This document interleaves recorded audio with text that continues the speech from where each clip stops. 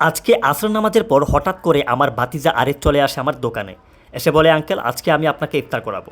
তো আমি ভাবলাম কেউ যদি ইফতারের দাওয়াত দেয় তা গ্রহণ করা উচিত, তাই আমি বললাম ঠিক আছে, নিয়ে আসো।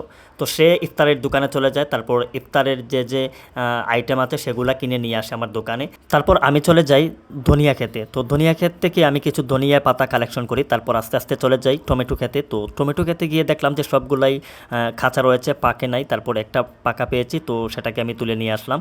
আসার পর কেটে দেখলাম যে কিছুটা পোকায় ধরে ফেলেছে, তো পোকার যেগুলো ধরে ফেলেছে সেটা ফেলে দিয়েছি। তারপর যেগুলো ভালো রয়েছে সেখান থেকে আমি কেটে কেটে কুচি কুচি করে কেটে নিচ্ছি।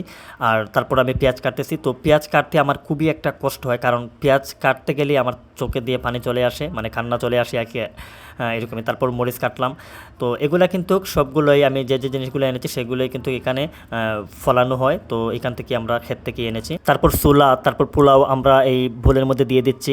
তো এখানে হচ্ছে পোলাও আর প্লেন পোলাও পাওয়া যায়, কারণ কোনো মাংস দিয়ে কোনো পোলাও পাওয়া যায় না, কারণ যেহেতু এটা গ্রামের বাজার।